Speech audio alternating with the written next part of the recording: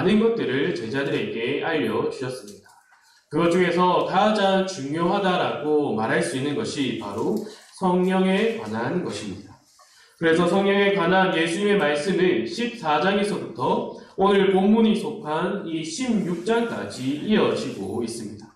14장에서 어떻게 성령에 대해서 말하고 있는지 한번 살펴보도록 하겠습니다.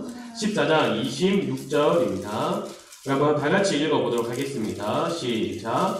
보혜사 곧 아버지께서 내 이름으로 보내실 성령 그가 너희에게 모든 것을 가르치고 내가 너희에게 말한 모든 것을 생각나게 하리라. 아멘. 성령님께서 오셔서 어떠한 일을 행하신다라고 말씀하고 계십니까? 모든 것을 가르치시고 또한 예수님께서 말한 모든 것을 생각나게 해주신다라고 말씀하고 계십니다.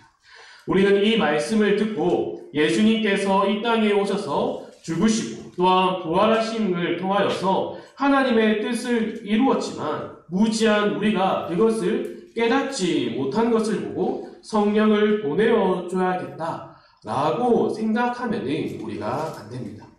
우리의 무지와 연약함이 성령님을 보내어주시는 가장 큰 이유가 될 수 있지만 성령님을 우리에게 보내어주신다라고 예수님께서 이렇게 말씀하시는 것은 미리 예정된 것이었습니다. 하나님은 이를 말씀을 통해 우리에게 잘 알려주고 계십니다.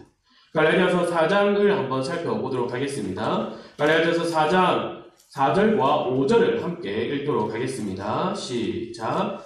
때가 차매 하나님이 그 아들을 보내사 여자에게서 나게 하시고 율법 아래에 나게 하신 것은 율법 아래에 있는 자들을 속량하시고 우리로 아들의 명분을 얻게 하려 하심이라. 아멘.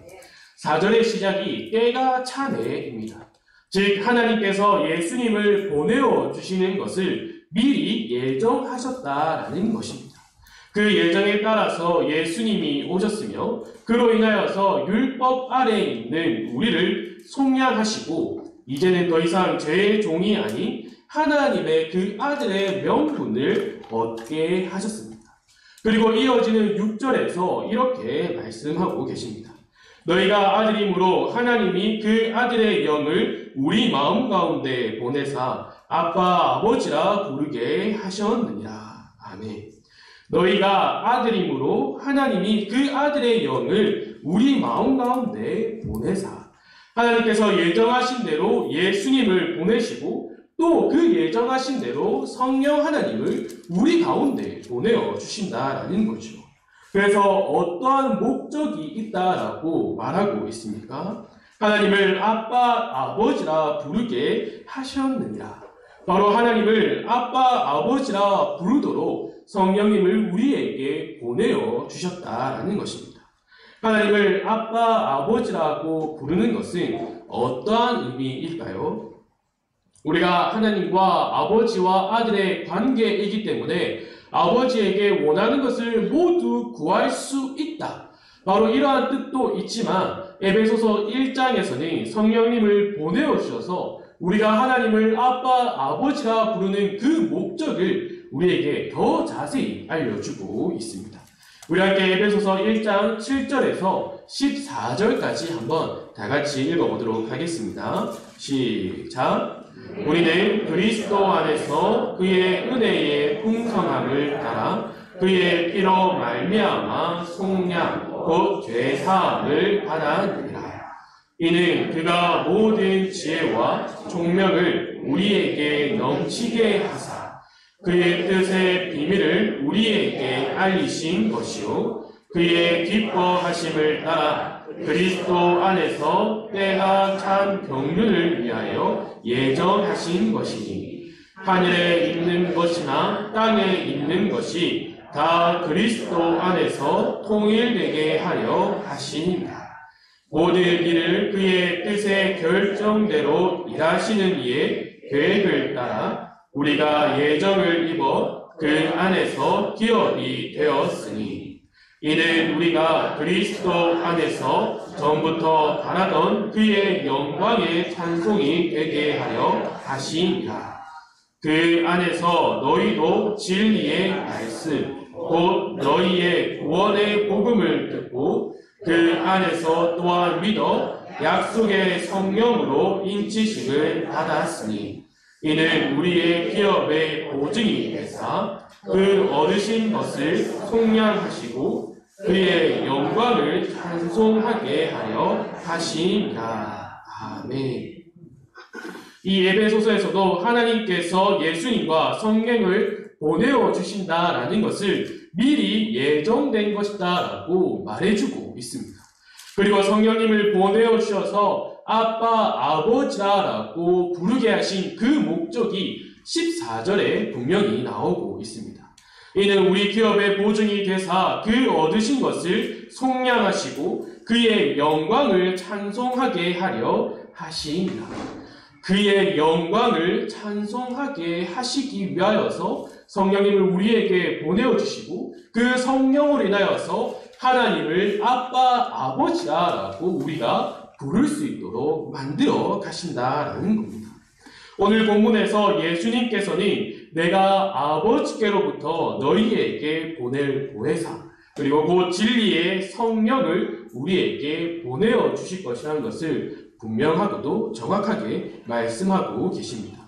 또한 이러한 진리의 성령을 통하여서 그 진리의 성령이 예수님을 증언한다라고 말하고 있습니다. 그리고 오늘 본문 16장 13절과 14절에서는 성령님께서 하시는 일에 대해서도 말하고 있습니다. 13절과 14절입니다.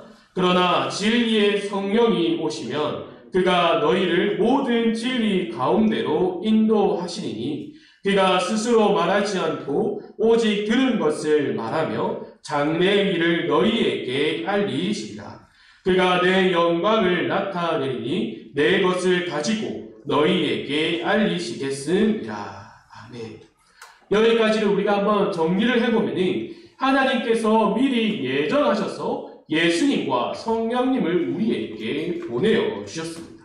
또한 그 예수님의 이름으로 보내시는 또한 예수님께서 하나님으로 아버지께로부터 보내는 그 성령께서 우리에게 계셔서 하나님을 아빠, 아버지라 부르게 하시고 그로 인하여 하나님의 영광을 찬송하도록 하시고 또한 예수님을 증언하고 예수님의 영광을 나타내신다라는 것이 바로 예수님께서 성령님을 우리에게 보내어 주시는 이유라고 할 수 있습니다. 이렇게 성령님을 보내어 주시는 이유와 목적이 바로 말씀에 정확하게 나와 있습니다. 그렇다면 우리는 이러한 정확한 목적을 하나님께서 어떻게 이루어 가시는가? 또한 하나님께서 보내신 그 성령님께서 우리 안에서 어떻게 그것을 성취하시는가를 우리가 알아야 합니다. 제가 서두에 예수님께서 이 제자들에게 성령님에 관하여서 이야기를 하시면서 14장에서부터 16장까지 아주 길게 우리에게 말해주고 있다라고 한 것을 기억하고 계시죠. 우리가 이 14장에서 16장을 한번 구조적으로 나누어 보면은 참으로 신기한 것을 볼 수 있습니다. 14장 처음을 예수님께서는 자신만이 길이요, 진리요, 생명이다라고 우리에게 알려주십니다. 그리고 후반절에서는 이 성령님을 우리에게 보내어 주시겠다라는 것을 말씀하고 계시죠. 그리고 이어지는 15장에서는 우리가 잘 알고 있는 포도나무 비유에 대해서 등장하고 있습니다. 그리고 그 끝이 성령님에 대하여서 말씀을 하시고 그 성령에 대한 말씀이 16장까지 이어지고 있습니다. 16장에서 이 성령님에 대한 말씀을 마치신 이후에 그 후반절에서는 예수님께서 세상을 이기셨다. 내가 곧 길이요 진리요 생명이다라는 그 14장의 그 서두의 말씀을 16장 말미에 다시 하심을 통하여서 오직 예수 그리스도만으로 인하여서 우리가 구원을 얻고 그 생명에 참여한다라는 것을 알려주고 계십니다. 그래서 우리는 이 구조의 중앙에 있는 15장, 이 포도나무 비유를 통하여서 성령님께서 오신 그 목적을 어떻게 성취해 나가시는가를 살펴볼 수 있습니다. 우리가 금요 기도회 때 제라경 목사님을 통하여 은혜롭게 들은 이 포도나무 비유 15장 1절에서 8절을 한번 다 같이 읽어보도록 하겠습니다. 나는 참 포도나무요 내 아버지는 농부라. 물은 내게 붙어 있어 열매를 맺지 아니하는 가지는 아버지께서 그것을 제거해 버리시고 물은 열매를 맺는 가지는 더 열매를 맺게 하려 하여 그것을 깨끗하게 하시니라. 너희는 내가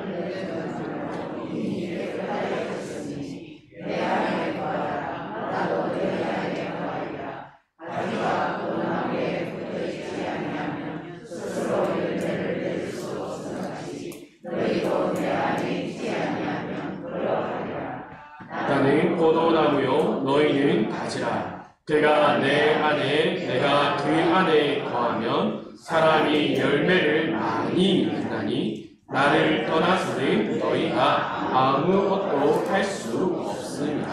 사람이 내 안에 거하지 아니하면 가지처럼 밖에 버려져 마르나니 사람들이 그것을 모아다가 너희가 내 안에 거하고 내 말이 너희 안에 거하면 무엇이든지 원하는 대로 구하라. 그리하면 이루리라. 너희가 열매를 많이 맺으면 내 아버지께서 영광을 받으실 것이요 너희는 내 제자가 되리라. 아멘. 하나님께서 참 포도나무인 예수님께 가진 우리를 접붙이었으며 그 접붙임을 통하여서 열매 맺도록 하신다라고 이 15장을 통하여서 우리에게 말씀하여 주십니다. 특히 2절에서는 열매 맺는 가지는 더 열매를 맺게 하려고 깨끗하게 하시고 또한 5절에서 우리가 예수님 안에서 예수님께서 우리 안에 거하시면 열매를 많이 맺는다라고 우리에게 말씀하여 주십니다. 그리고 열매를 왜 많이 맺어야 하는가도 8절을 통하여서 우리에게 알려주십니다. 8절 다시 보면 이렇게 나와 있습니다. 너희가 열매를 많이 맺으면 내 아버지께서 영광을 받으실 것이요 너희는 내 제자가 되리라. 아멘. 어떤 열매를 맺기에 그 열매를 많이 맺음을 통하여서 하나님께 영광을 돌리고 또한 그 열매를 많이 맺음을 통하여서 예수님의 제자가 되는 걸까요? 우리는 앞서 살펴본 에베소서의 말씀을 통하여서 성령님께서 오신 이유 중 하나가 우리로 하여금 하나님의 그 영광을 찬송하게 하려 함이다라는 것을 보았습니다. 또한 요한복음 14장을 통하여서 예수님을 증언하는 진리의 성령으로 인해 진리의 성령을 받은 우리도 예수님을 증언하는 자가 됨을 보았습니다. 즉 여기서 말하는 열매는 우리의 안에 거하시는 그 성령을 통하여 맺어지는 열매, 바로 무엇입니까? 바로 그 성령의 열매를 말하는 것입니다. 성령을 통하여 맺는 열매는 무엇이 있습니까? 갈라디아서 5장 22절과 23절에서 그 열매가 무엇인지 우리에게 알려주고 계시죠. 오직 성령의 열매는 사랑과 희락과 화평과 오래 참음과 자비와 양성과 충성과 온유와 절제니 이 같은 것을 금지할 법이 없느니라. 아멘. 우리가 참 포도나무이신 그 예수님께 접붙임되어서 맺는 열매가 바로 이 성령을 통하여서 맺는 열매임을 우리에게 알려주십니다.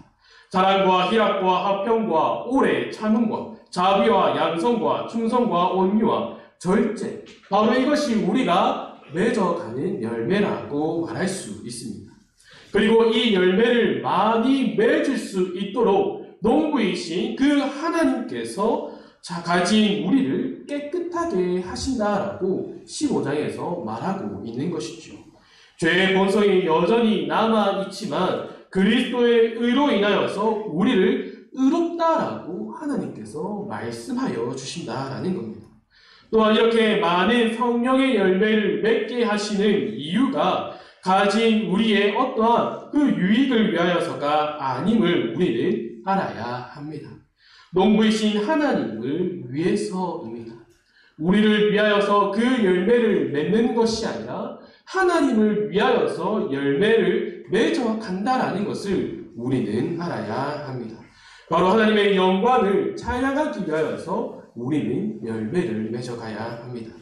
주 안에 사랑하는 성도 여러분, 여러분과 함께 하시는 그 성령님을 통하여서 성령을 따라 행함으로 성령님께서 맺어주시는 성령의 열매를 풍성히 맺으시길 바랍니다.